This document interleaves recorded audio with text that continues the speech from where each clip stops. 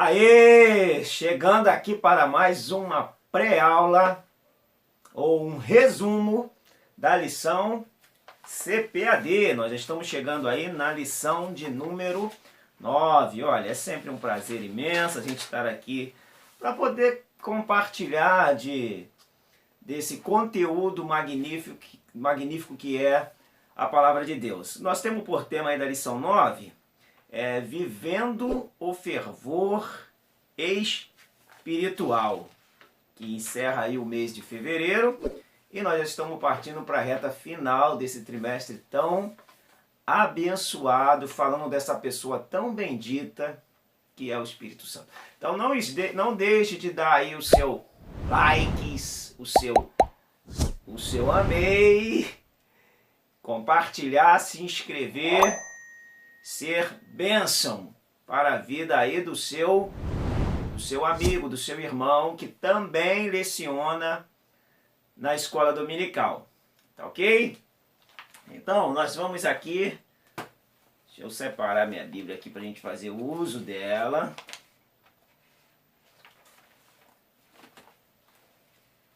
Pronto, tá aqui já engatilhada. Então, o texto áureo desse texto, dessa lição, está em Efésios 5,18, que diz: E não vos embriagueis com vinho, em quem há contenda, mas enchei-vos do Espírito. Verdade prática, ser cheio do Espírito pode se referir tanto ao batismo no Espírito Santo, como também à vida plena no Espírito Santo. Texto de referência está lá em Éfeso, na carta de Paulo aos Efésios, que Paulo escreveu a Éfeso, capítulo 5, versículos do 15 ao 20.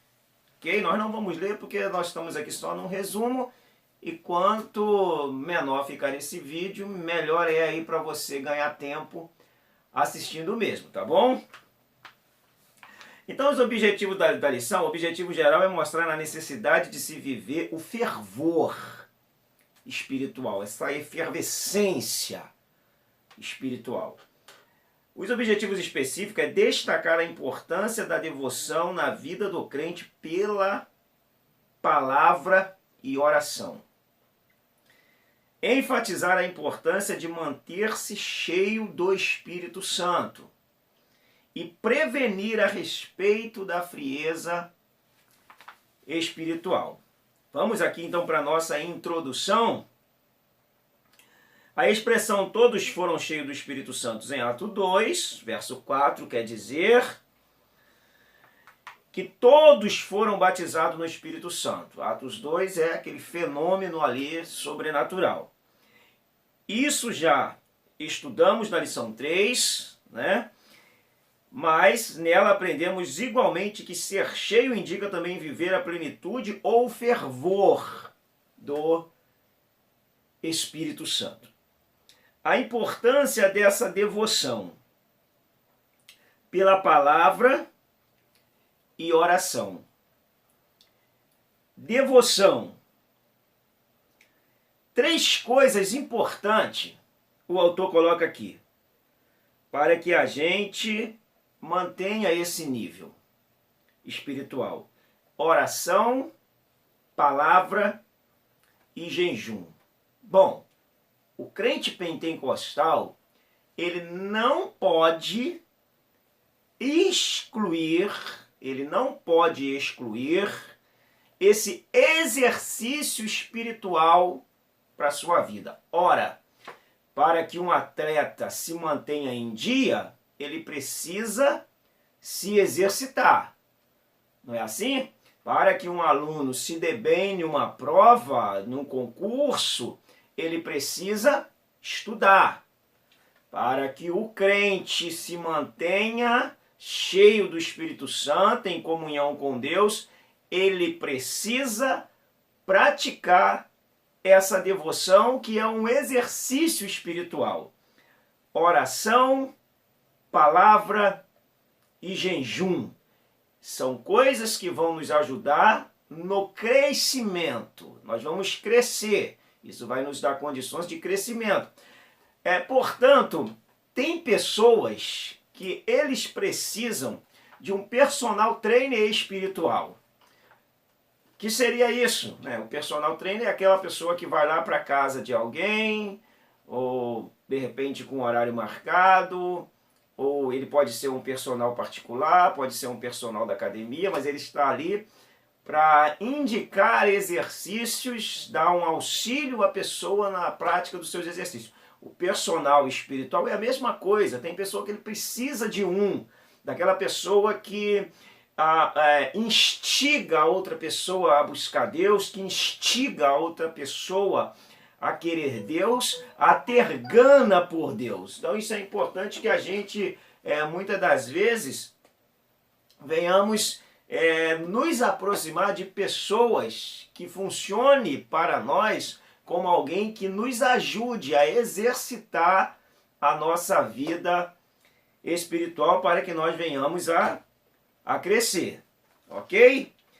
A oração e a palavra. Bom, eu vou indicar aqui alguns livros. Dentre eles, eu quero indicar Poder pela Oração, de E.M. Boldes. Olha, uma bomba da oração. Você precisa ler esse livro. Então eu te indico, você pode adquirir esse livro que você você não irá se arrepender. Ele vai te criar uma inquietação para que você desemboque numa vida de oração. Oração e palavra. A oração é a alma do cristianismo e expressa a nossa total dependência de Deus. Quem ora, na verdade, ele demonstra a sua fraqueza. Por demonstrar a sua fraqueza, ele busca a Deus porque ele depende de Deus, ele precisa de Deus, ele carece de Deus. Então, o que essa pessoa faz? Ela vai buscar Deus na oração, na palavra e no jejum. A gente não pode abrir mão disso. Ora, você que vai lecionar essa aula, meu amigo professor, você precisa estar exercendo isso. A gente não pode ensinar uma coisa que nós não vivemos. Eu não posso falar de jejum se eu não jejum. Eu não posso falar de dedicação à palavra se eu não tenho nenhuma. Eu não posso falar de oração se o meu joelho não tem uma simples marca de que eles se dobram. Há anos eu tenho a prática do exercício da oração. O aluno, ele filtra o que o professor está falando, se o professor está falando com propriedade, pela sua vivência. Ou seja, o principal sermão do professor é a sua vida. Quem jejua, fala de jejum com propriedade. Quem ora, glória, fala de oração com propriedade. Quem lê a Bíblia, fala da Bíblia, expõe a Bíblia com propriedade. Então, que nós venhamos vender uma verdade que nós acreditamos e por acreditarmos, colocamos em prática. Para a gente não ter aí um princípio farisaico de ensinar o que não vive. Querer colocar princípios para as pessoas que nós mesmos não praticamos. Então, o peso do seu ensino está relacionado na sua vivência, na prática daquilo que está sendo ensinado. Olha o peso e a responsabilidade que recai sobre o ombro do professor. É claro, num conjunto todo aí, eu estou saindo até um pouco do tema porque eu preciso falar isso. O superintendente precisa ter essa sensibilidade de perceber, e o professor também, de ter a hombridade e a humildade de falar, essa aula eu não tenho condições de dar, porque eu não jejum. Então, o professor precisa disso, o superintendente precisa também fazer esse filtro e, de repente, aconselhar aquele professor que aquela aula não é uma aula muito boa para ele dar por causa disso. para o bem da escola e para a praticidade dos alunos, porque se o aluno ouvir uma aula de um professor que vive aquilo ali, gente, isso causa impacto. Um professor que ferve vai criar alunos efervescentes. Como que nós vamos falar de fervor gelados? Como vamos falar de fervor engessado? Como vamos falar de fervor frios? É quase enxugar, ou chover numa olhada, ou enxugar gelo. Vamos seguir aqui para a nossa... O viver sabiamente. Então é importante que a gente tenha esse viver sábio e que nós não venhamos a viver como nécios, né? Insensato. Esses não entendem a vontade do Senhor. Que nós possamos entender a vontade do Senhor e colocá-la em prática na nossa vida para a gente não ser aí um tolo, um insensato. Então é importante que a gente observe e pratique essa palavra. Remindo o tempo, né, isso é bem conhecido aí entre nós, remir o tempo é valorizar o tempo como se ele estivesse te custando, como se você estivesse comprando ele. Por isso que o Paulo fala, remindo o tempo, ou seja, aproveitando o máximo do seu tempo, explorando o máximo do seu tempo, como se você estivesse pagando para tê-lo. Isso é valorizar o tempo, é remir o tempo. Remir vem de compra, de você pagar para obter alguma coisa. O que Jesus fez por nós? Jesus nos remiu. O que ele fez? Ele nos comprou para que nós pudéssemos ser seus servos. O 2 diz a importância de manter-se cheio do Espírito Santo. Bom, eu vou, o que é um crescimento? Vamos atentar aqui para o nosso slide. O Espírito Santo na vida do crente. Desenvolvimento da relação com o Divino Espírito Santo. Que estágio de filho nós estamos hoje? Primeiro, teknon designa um filho ainda bebê. Aquele bebê ali com todas as dependências do pai e da mãe. O segundo estágio, o teknon, vamos diferenciar, tá? Teknon e teknon. Designa um filho que está amadurecendo, mas ainda não pode assumir responsabilidade. Ou seja, ele está ali no processo de crescimento.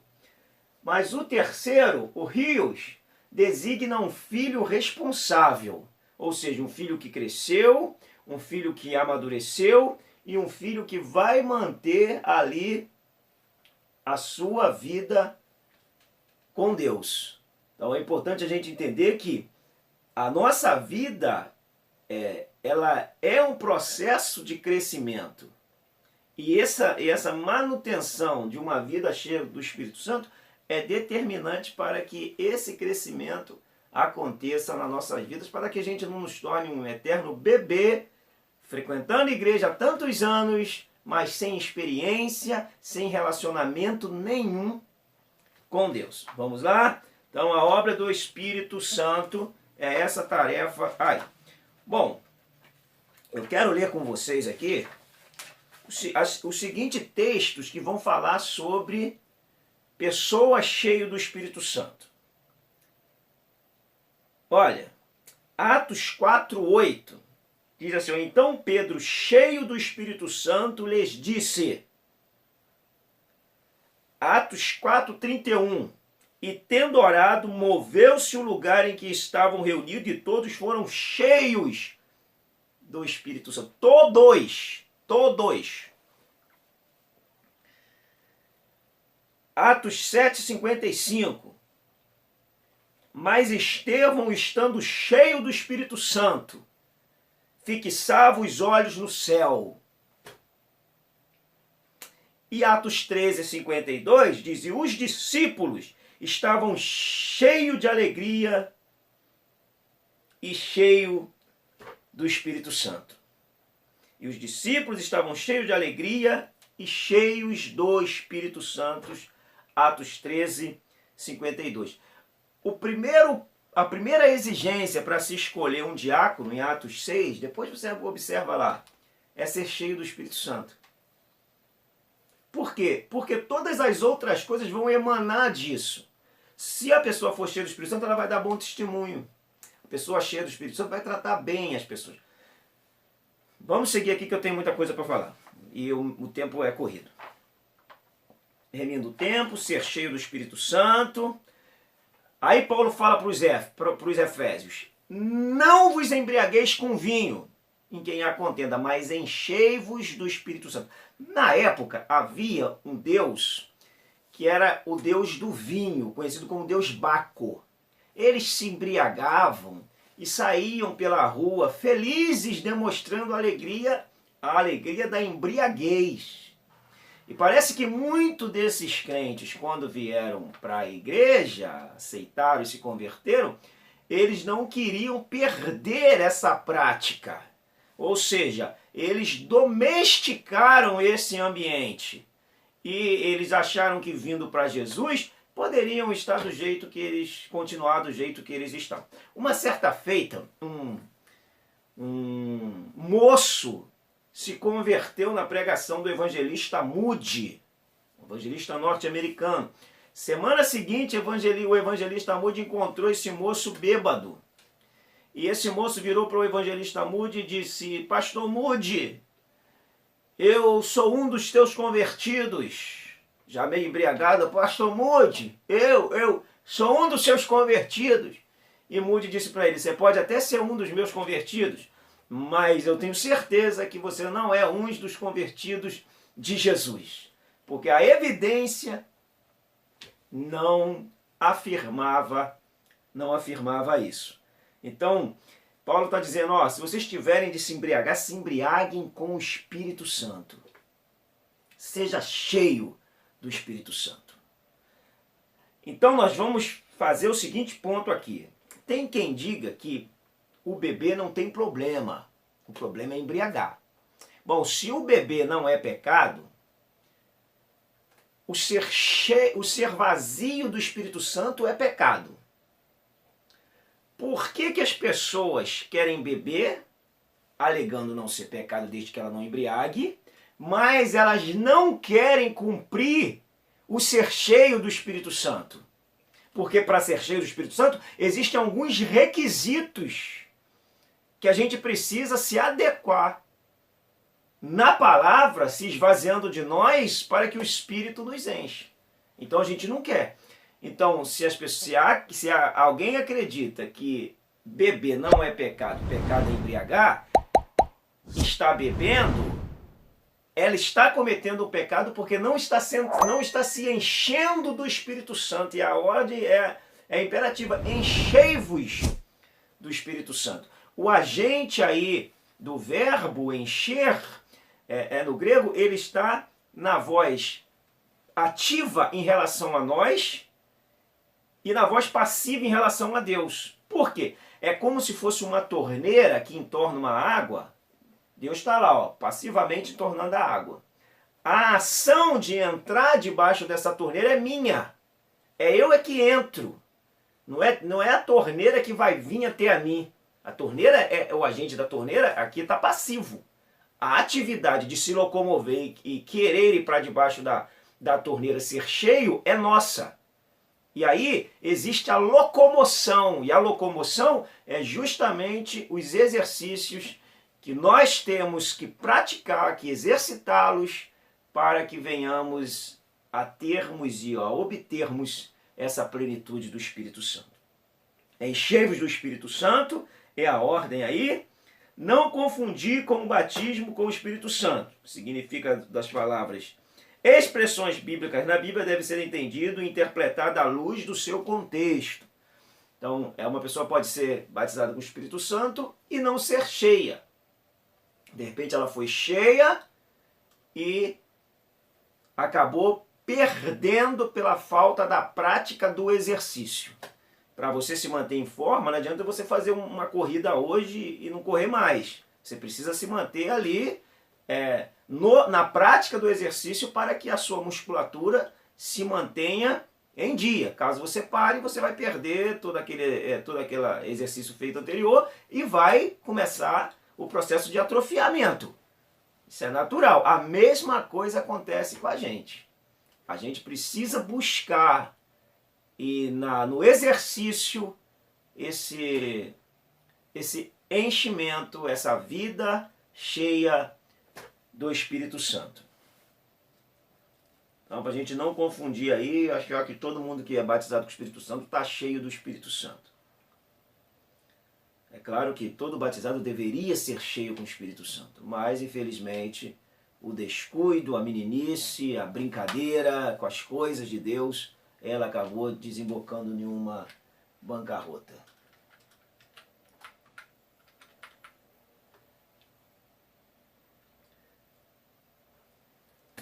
Vamos nós aqui então para a gente...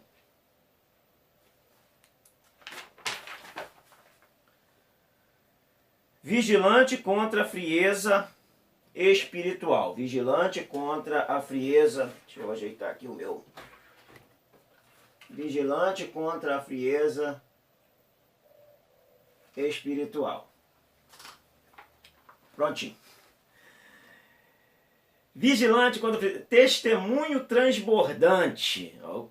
Os cristãos expressam por meio dos hinos, seus anseios, suas esperanças, aquilo que acreditam está inspirado na vida dos personagens bíblicos e nas promessas divinas. O testemunho é uma evidência de uma pessoa cheia do Espírito Santo. Ser cheio do Espírito Santo não é frequentar culto, não é você orar esporadicamente, não é você participar de um ministério na igreja. Não, isso não tem nada a ver com ser cheio do Espírito Santo. Não é você chorar num dia de culto. Você pode, de repente, ter um momento ali emotivo. Ser cheio do Espírito Santo, ele é evidenciado pela forma como você trata as pessoas, pela forma como você trata a sua família, pela forma como você trata seu amigo, pela forma como você trata seus liderados na igreja. Essas são as evidências. Agora, tem pessoas aí que estão dentro da igreja eles estão cheios de Espírito Santo. Saiu dali, o lixo que se joga para fora, não é brincadeira. 3:2 diz, dar graça em tudo. E aí nós vamos comentar isso aqui e ser sujeito. Então vamos ler aqui, a gente ler aqui, comentar e partir para o nosso encerramento. Ó, o 5:18 diz assim, falando entre vós, perdão, eu estava lendo 18, e não vos embriagueis com vinho no qual há dissolução ou contenda, estou lendo na RA, mas enchei-vos do Espírito, falando entre vós com salmos, entoando e louvando de coração ao Senhor, com hinos e cânticos espirituais. Essa é uma evidência do cheio. Falando entre vós com salmos, entoando louvores de coração, não porque você é líder do ministério, não porque você pertence ao ministério, não porque você tenha que estar ali por força da tradição, com hinos e cânticos espirituais. É bom frisar isso. Dando sempre graça por tudo a nosso Deus e Pai, em nome do nosso Senhor Jesus Cristo. Pessoa reclama demais, lamenta demais, chuta o pau da barraca, perde o controle. Pode fazer chover dentro da igreja, mas não é cheio do Espírito Santo. Sujeitando-vos uns aos outros no temor de Cristo. Uma das evidências do Espírito Santo é a humildade. Uma pessoa humilde. Uma pessoa simples, uma pessoa que se sujeita, uma pessoa que no temor do Senhor, ela externa com as suas ações. Muitas das vezes as pessoas estão sendo mortas por causa de uma abreviação que antecede o nome dela. PR, EV... MN, líder de um ministério. Vamos lá. PRESB, de presbi.